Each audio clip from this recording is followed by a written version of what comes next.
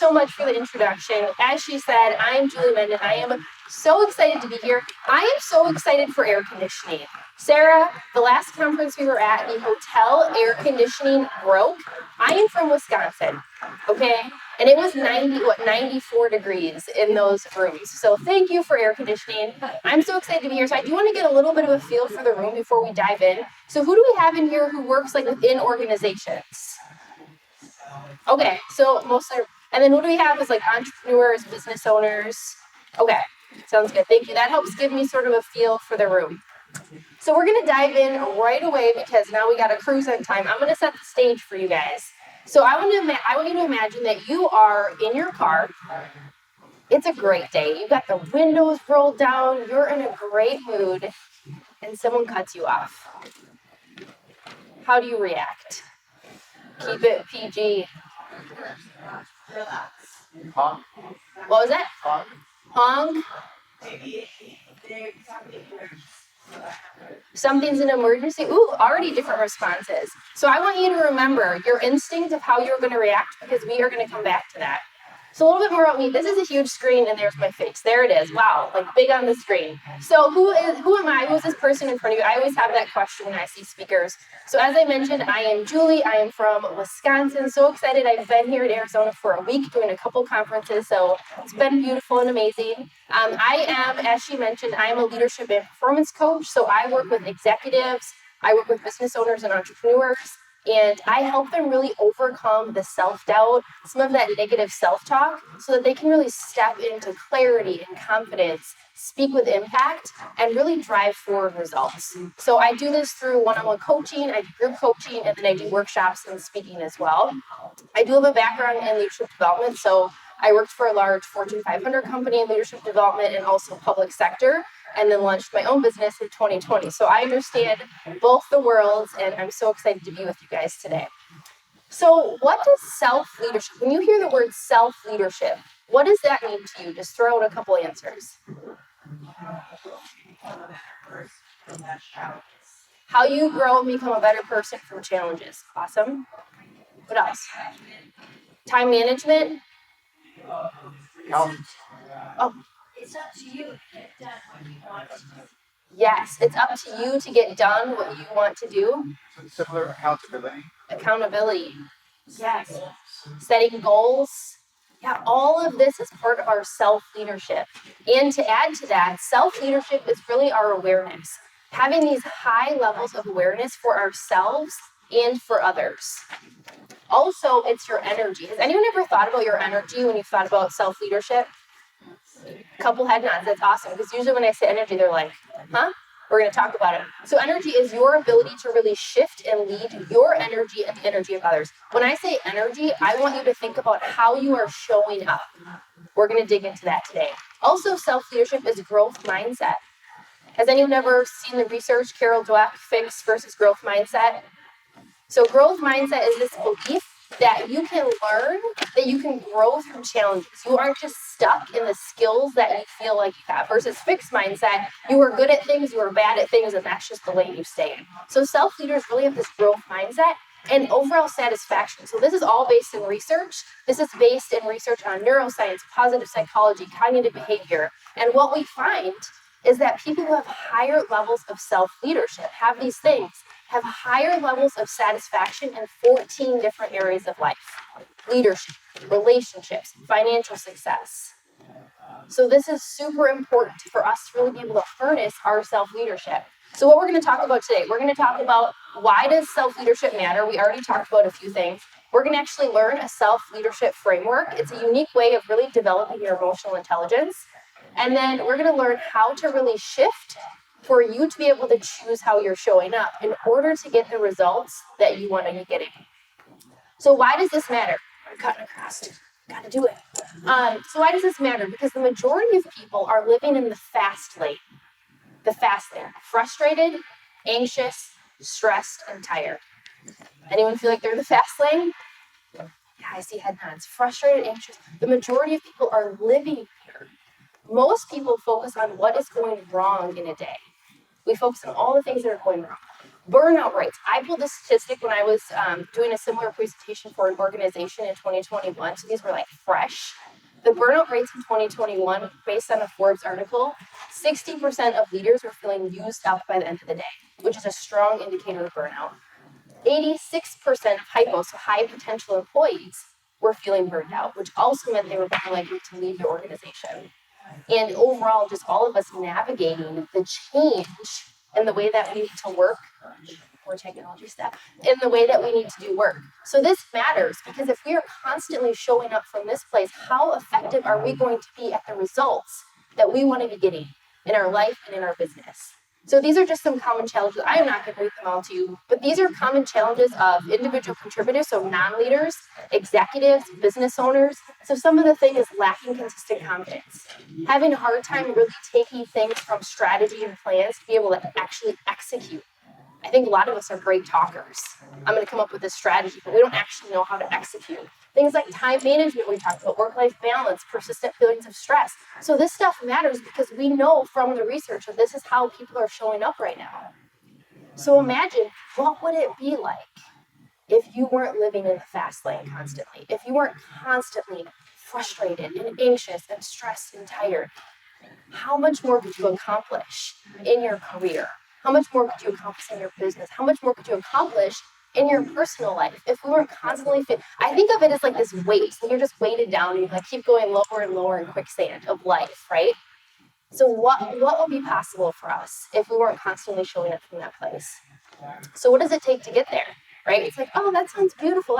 Give me some of that, Julie. I want some of that. But what does it take to get there? So in order to really figure out what it takes to get there, we need to really know, how are we getting our results? How do we actually get the results? And this really comes from influencers. So when we are all born, we are born without any certain filters or opinions or perspectives on things, right?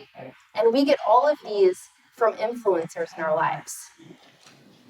And those influencers are putting on a filter for us of how we are showing up in our smooth lighting. We'll go with it, it's cool. They're putting on this filter for us of how we are showing up. So in order for us to change our results, we need to figure out what is getting our results. Now, a lot of people, when they're like, hey, we're not getting, especially in like organizations, in our business, hey, I'm not where I want to be, or in my personal life, I'm not getting what I want. What do I need to do? Okay, I need a new strategy, right? How many times do we hear the word strategy? I need new strategy. I need new communication methods. I need more knowledge. We're not taking the right actions. Yes, these things do contribute to our results, but they are not the key driver. So today we're actually going to talk about the one thing that matters more than all of that. So as I mentioned, what's driving our results? It's these influencers. So what are things that have influenced you in your life? Just throw some out. Success. What was that? Success in what you're doing. Success. Yep. Our parents. Parents. Traffic. Awesome. Friends. Friends. So you think of all these influences from the time you were little to the time we're all growing up. Parents, society, friends. People said, hey, you're really good at art, but man, you're not so good at math. Right? So all of these things have influences. And what that does is it kept adding on this filter. That's why I literally have this like scope that you're looking through. Because it now is creating this lens through which you are responding to things and how you are showing up to situations in your life. When someone gives you feedback, you're putting it through this filter of, ooh, this is bad or this is good. Right? So I'm going to give you guys a personal example. Growing up, my family was very much so on hard work, on giving back, on doing things for other people. And so when I saw somebody who I felt like was putting themselves in front of somebody else, I was putting it through this lens and this filter that they were selfish. They were taking care of themselves, so they must be selfish, right? Can you guys all think of examples in your life? So we're all putting it through this lens and this filter. And that is how we are showing up. And that's how we're making choices in our lives. That's how we're responding to stress. And until something comes into our lives that causes us to question it, we are on autopilot doing things. And what we can do is we can actually pause and go, wow, are those filters serving me or are those hindering me? And that has the impact of how you show up at work, and it has the impact of how you show up in life. So I want to introduce you to this, and you guys also all have this on your handout, so you can kind of follow along, you can take notes, but I wanted you to actually have like a handout, a takeaway, so you don't have to be like feverishly writing. So how do we actually create those results then? I want to introduce you to this model. I use this with every single client and every single time I present, because if you don't take anything, if you don't take anything away from today, I want you to take this away. So all of those beliefs that you have, those filters you've created, are creating your thoughts. Your thoughts of what you think of yourself, of your situation, of other people. Those thoughts are creating your feelings and emotions, which are creating your actions you are willing to take, which are creating your results. Your thoughts are creating your feelings and emotions, which are creating your actions, which are creating your results. Let me give you an example. If you are a business owner and you are going to start to pitch your services to somebody, and you think, I am not capable or qualified for this position. I shouldn't be doing this. How are you feeling? You are feeling anxious. You are feeling undeserving. You are feeling definitely not confident. And so what type of actions do you take? I would take it as a challenge. What was that? I would take it as a challenge to move forward. Take it as a challenge. Have emotion to move forward. It means that person is not ready for that group, but you are. Yes. So you take it as a challenge. You know what? You are going to love what I'm coming into, because we look at everybody takes it differently. So for you, if you're like, I don't feel like I'm qualified for, but I'm going to do this anyways. You most likely, my friend, are getting some really good results because you are taking things as opportunities instead of challenges and problems. Whereas a lot of people are going, okay, I don't think I'm qualified. I'm feeling like anxious and overwhelmed. And so what action do I take? I play small. I don't reach out to that person. Or I do, and I come off like I'm not qualified or confident, and I don't get the results that I want. Versus if we were to shift that and we were to go in and think, you know what? I've never done that thing, but I've done a lot of other things that are really similar. So I think I have so much value to offer. Already when I say that, you hear the energy in my voice. How would you feel if you went into a situation like that? You would feel confident and capable and qualified. And so what would you do? You would be so much more likely to reach out, to put yourself out there. And so what type of results are you getting if you're reaching out to more people? You're getting more results. So this model, this thought, feeling, action, result, is so key for the results that you are getting in your business, in your work, in your life. So one thing I want you to do, I'm just going to give you like a real quick moment to just reflect. Again, if you can't like write, that's fine. But I want you to think about a situation in your life right now that is either not going great for you or a situation that happened that didn't go well.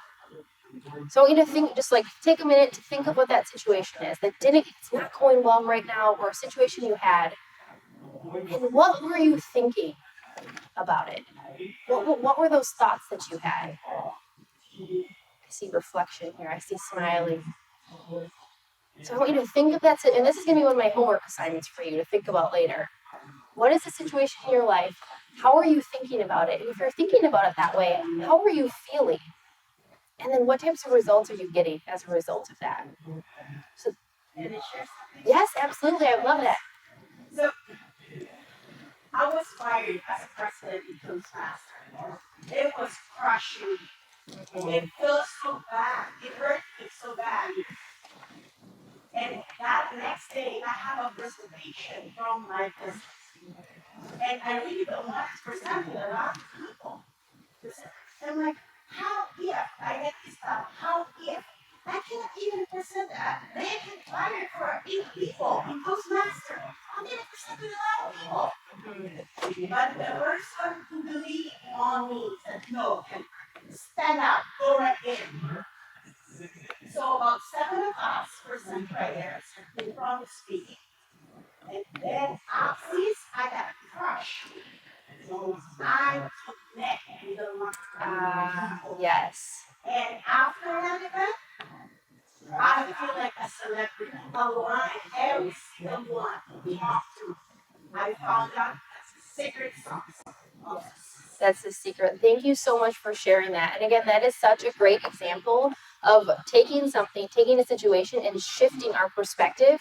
And instead of focusing on the problem, this thing that crushed us, we could sit there, or we could go into it and we could see the opportunity in that. And look at what happened. We're able to connect with people that you wouldn't have been able to had that situation not happened.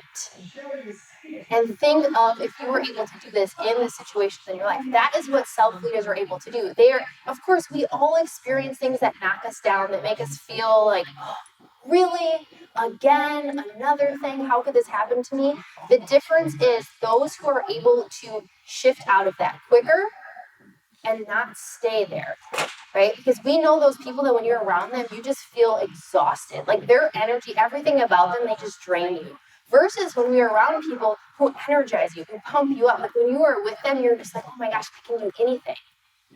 So if you really want to start tapping into your self-leadership, your ability to show up and lead yourself and lead others, influence others, it starts with you and your thoughts about yourself and what you're capable of.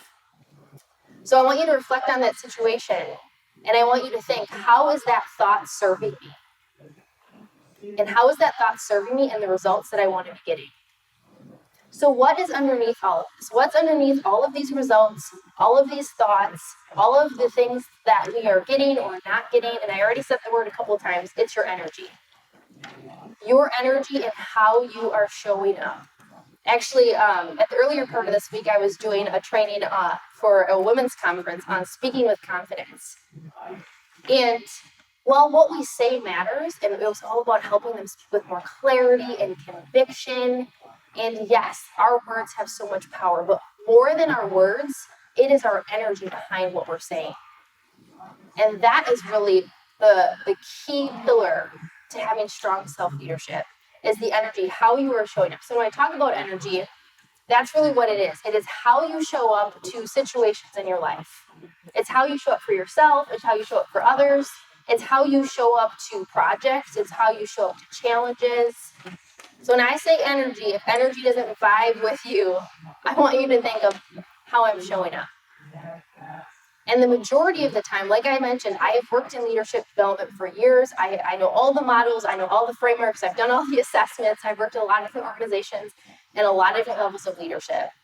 And what I can tell you is the majority of the time, we are focusing on frameworks and models, and we're coming into classrooms and we're saying, stamp, I'm developed, I went to this training, but we are not actually getting to the core of what and how people are showing up at work and in business. It is how they view themselves, how they view others, how they view what they're capable of. So when I have a leader or an entrepreneur or a business owner who isn't getting the results that they want, sure, we focus on some of the external things, like maybe the strategies, maybe the communication, maybe it's like delegation, all of that good stuff. But we always focus on the internal as well. We focus on the mindset. We focus on what do you think about yourself. We focus on how are you showing up when all of a sudden you get knocked down. Do you stay there, or are you able to shift? So that is your energy. So when your energy is off, when you're out of alignment, we talked about this with the fast lane, you are feeling anxious. You are thinking worst case scenario. You have low or seesaw motivation. Does anyone resonate with this? I see head nods. Yes. Especially I always say this with my entrepreneurs, like you feel like you're on this constant roller coaster. Like, this is amazing. I'm so excited I'm doing this. Why in the world am I doing this? Like, I'm sure leaders experience this too. And that's normal. But this like extreme is detrimental, right? How can we, I always do this example when I work with my clients, like how can we even that out a little bit so that we don't feel like we're on top of the world and the next minute we feel like we can't do anything, right? So when your energy is off, when you're not in alignment, you're going to experience these things versus when you're in alignment, you feel more of this inner certainty. You feel this being in the flow. Can anyone think of a time that they really just felt like I'm in the zone, I am in the flow? A couple times? This is me up here. Like this is my jam. I love doing this. When I'm up here, I just feel like I am in the zone. When I'm working on spreadsheets, I'm feeling over here, right? So being more present in the moment, you're able to motivate yourself and others. So this is when your energy is in alignment. So I'm introducing you to this. There's a lot on the screen. So you also have a little, I don't have another one in front of me, but you've got a little diagram on your handout as well that shows you all of these levels. So these are the 7 energetic lenses. I also call it the 7 levels of leadership. Are you able to get your picture? Also called the 7 levels of leadership. To be honest with you, I change how I frame it based on who I'm talking to, because some corporate organizations do not respond to energetic lenses, but it really is the 7 levels of how we're showing up, the 7 levels of how we're viewing situations. And so I'm showing them to you. It's all based on research by Bruce Schneider, Energy Leadership.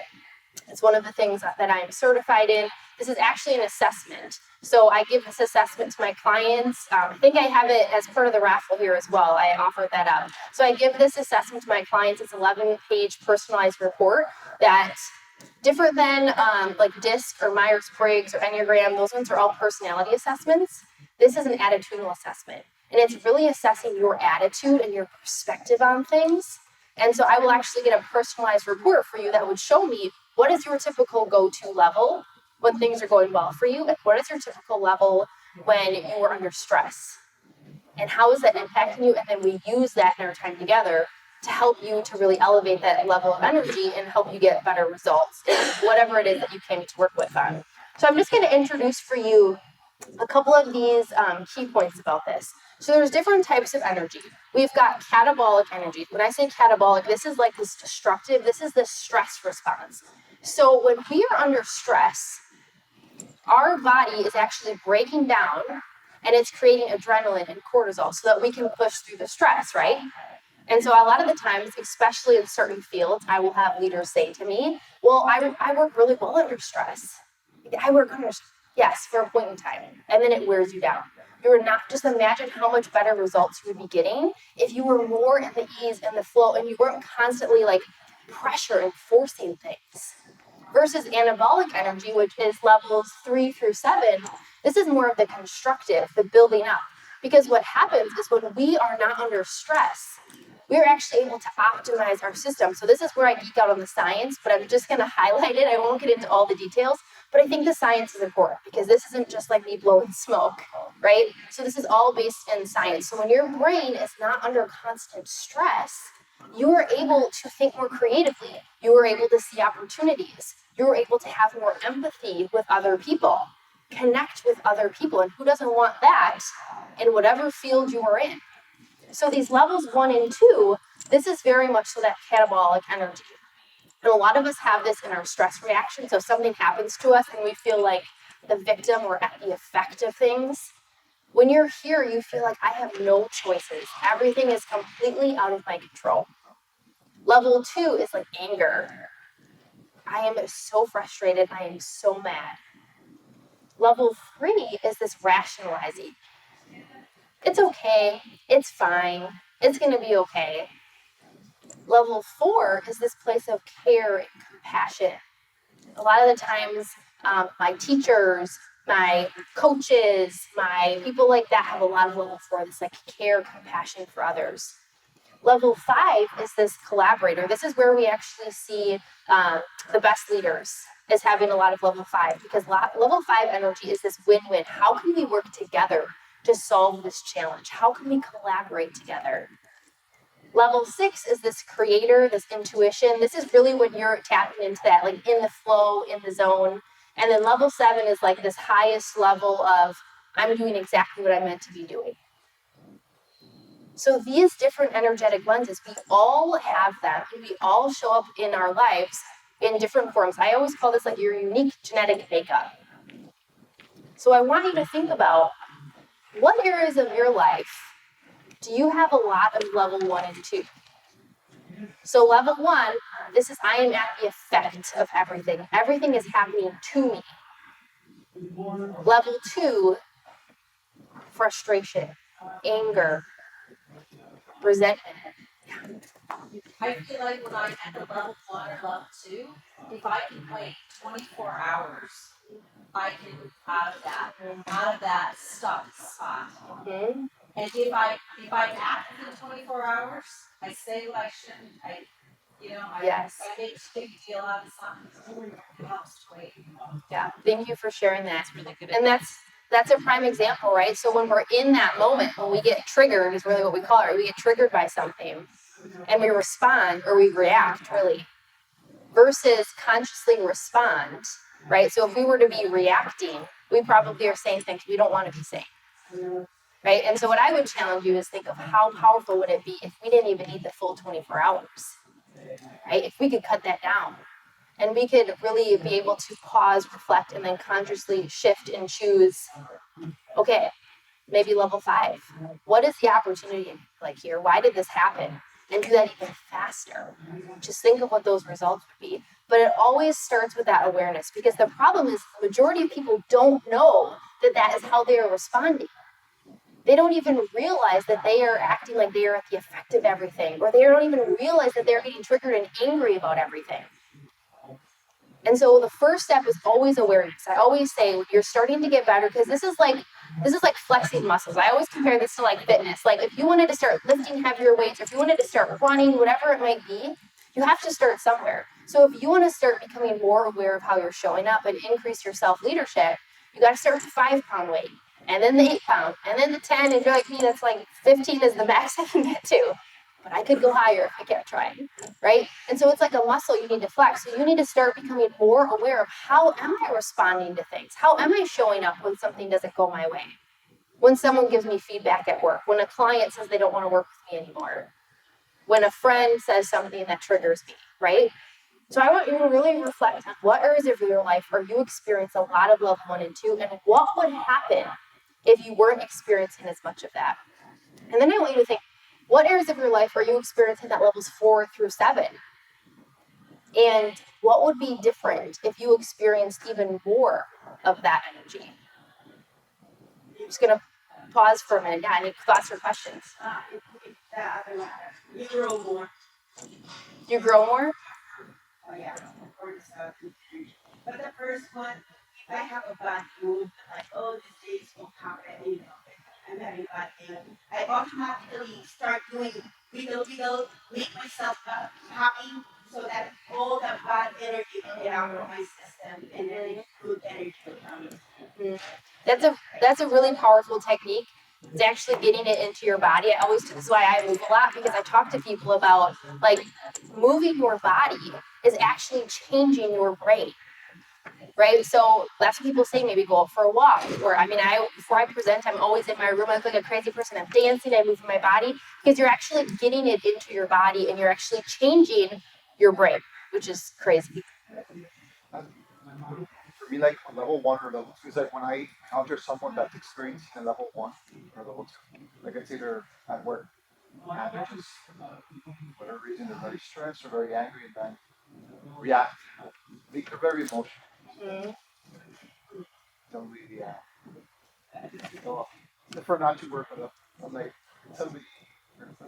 Yeah, it's really hard when you're around somebody at work who is constantly, and I'm sure we can all think of people who you feel like are always in that state. And so the difference is, like, if we can choose not to work with them, that's awesome. If they're on our team, I'm going to teach you a couple techniques quick for yourself, but you can also use it with other people. Oftentimes when I'm coaching business owners who have a team, or I'm coaching leaders who have a team, these are techniques that you can not only use for yourself, but use for your team as well, is to figure out why are they stuck here. And the thing is that is it a situation? Is it anything that I can help them with, or is this just where they always are? And then that's the tough decision as a leader, right? If you have someone who's constantly level 2, is that somebody we want on our team? Now, if you're the person who's constantly level 2, hold up the mirror, right? Hold up that mirror and see what's going on.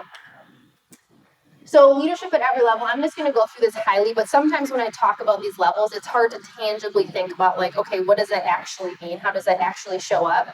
So if we had a leader, and this is whether you are, I'm talking about self-leadership. So this is whether you are a leader of others, or this is a leader of yourself, right? So this applies to all of it. So a leader in level 1 is likely to play the victim, be at the effect of everything. They're going to take little responsibility. The leader at level 2, they're going to get things done, but at the cost of relationships, at the cost of motivation. They are going to cause burnout and resentment.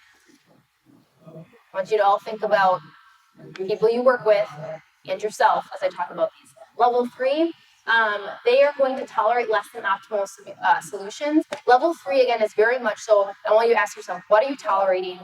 What are you rationalizing, or what are you compromising on in your work or in your life?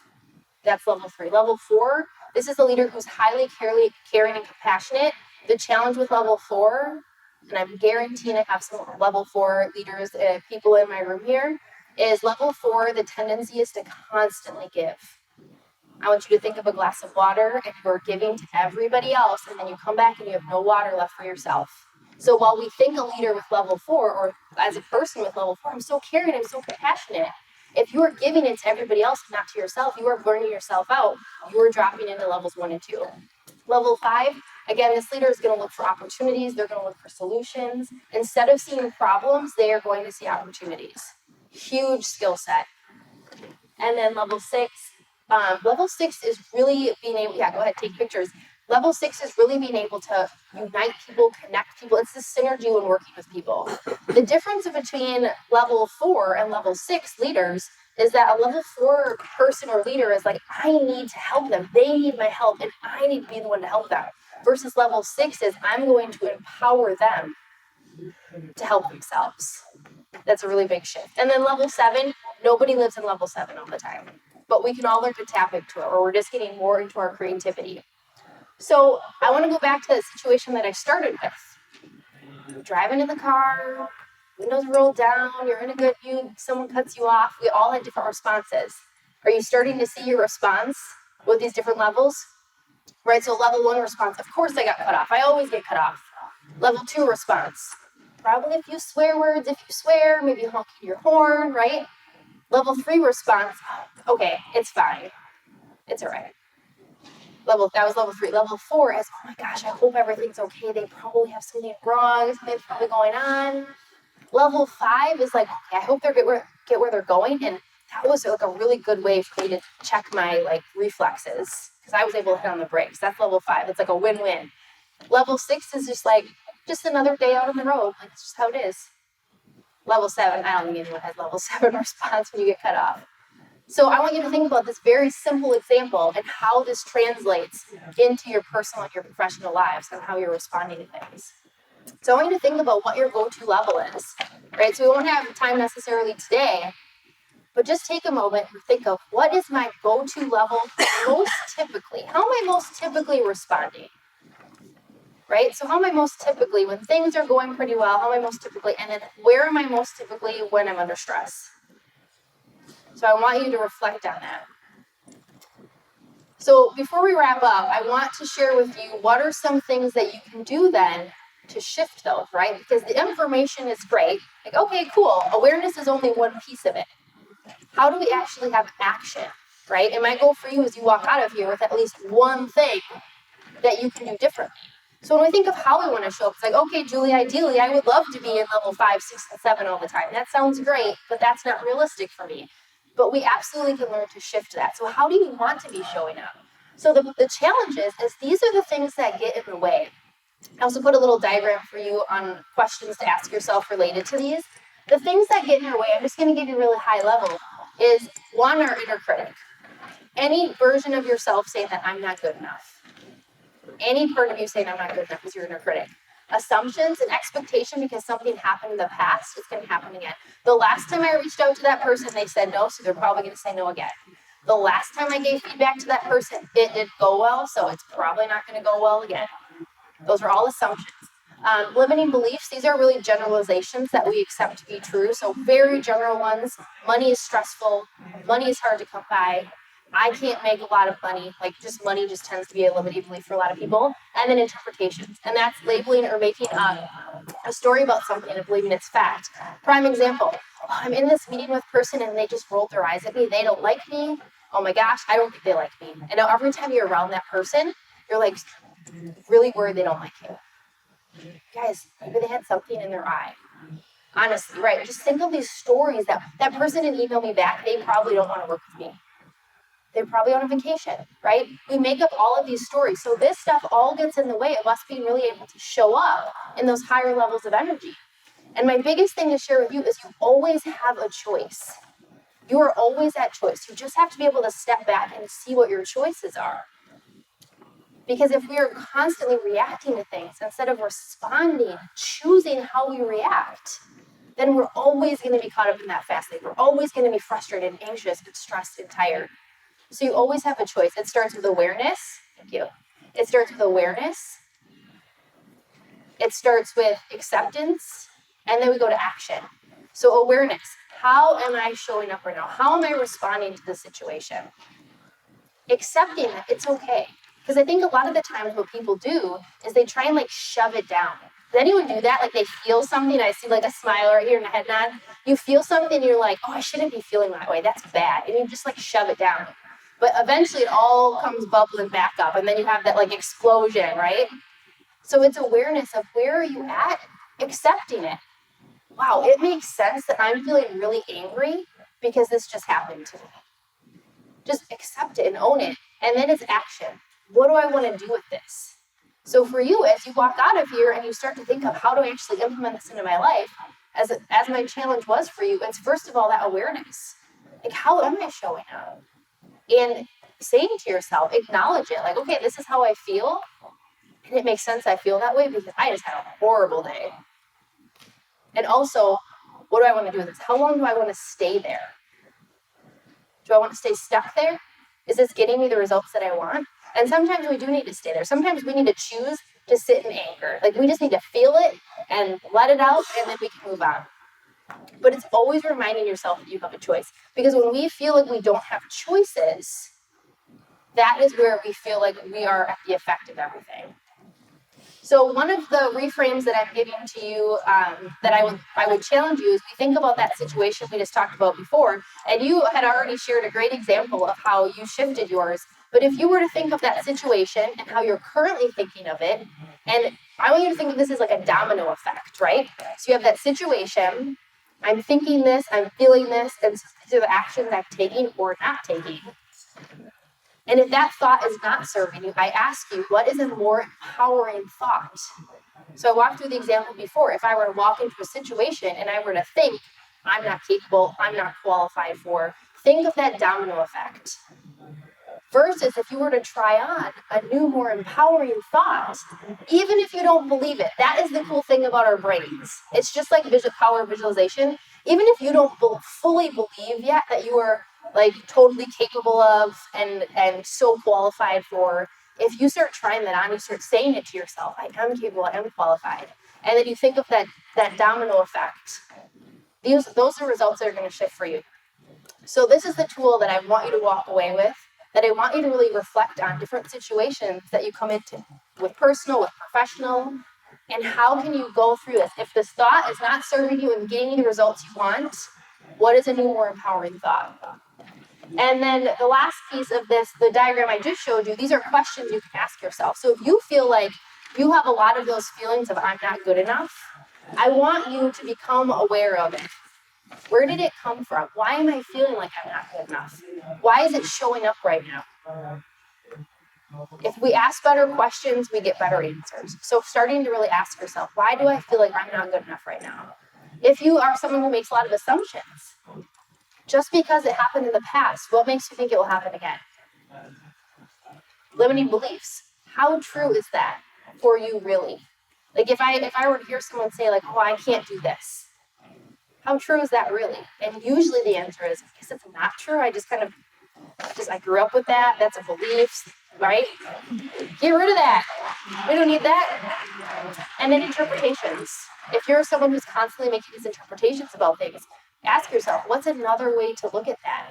Or what else might be going on right now? Any questions on this piece of it? Okay. So the final piece, I see we have 5 minutes left. Okay, I was saying my time is like, good, we'll have like a few minutes for questions. So bringing it all together, I do have another handout if anyone is interested on how you can bring this all together. It's really, honestly, it's just like a free flow for you to figure out, what do I want to do with this? What's my takeaway? What are the things that maybe are blocking me right now in my personal or professional life? And what are some tools? What are some things that I can do to really shift that? So I'm going to give you a moment here since we have the time. I want you to jot down or commit to something right now. One thing from this that you are going to walk away with.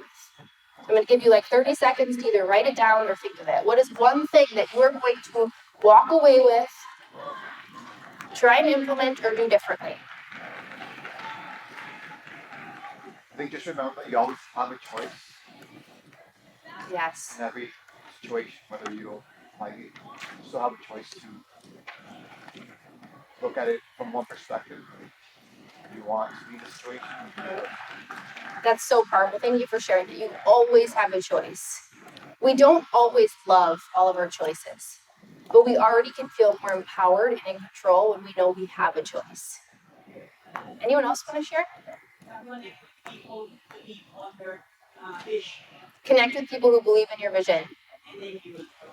Yes, surrounding yourself with those people is so impactful. I find it helpful to think about research. Like when I'm around people that are curious, like I am, and they want to find the answer, it like links the feeling with the action. Because I might not know how to do something, but I know that there's an answer out there. Yes. That's so, curiosity. Gosh, I love that word. Just being more, like, what if we all were more curious? Instead of judgmental on things, judging things as good or bad, what if we were just more curious? What other options do we have? What am I learning from this? And being with other people that can do the same, right? I like the awareness, acceptance, and action that you brought up, because awareness to me has always helped me shift things. But if I'm not aware, there's absolutely nothing I can do about it. But I love how you take a step further with those 7 energetic levels of now I can become aware of, oh, am I at level 4 and is that where I want to be, or can I be at 6? So Exactly. that just takes a notch higher. Exactly. Thank you for sharing that. Yeah, because awareness is only one piece. It's just like learning. If we're someone who loves to read books and have podcasts and all the things, we can only learn so much. Like, are we going to actually implement on that? So it's super important to have awareness. But then the question is, now what do you want to do with that awareness? Awesome. Okay, so the final thing I want to leave you with is this quote by Wayne Dyer. When you change the way you look at things, the things you look at change. Think of that lens that we all have on. And when we change that lens and how we're viewing things, those things look differently. And I want you to leave feeling empowered that you do have choices and you do have that control. Well, there's my email, julie@juliemenden.com. If you have any questions, feel free to email me. If you want any additional information, I'm also on, they all got a little weird, but I'm on all the things wherever you're at, and it's all Julie Menden. So I believe we're at time, so I don't think we have time for questions, but thank you so much. Thank you so much for having me. It was great to be here. Thank you.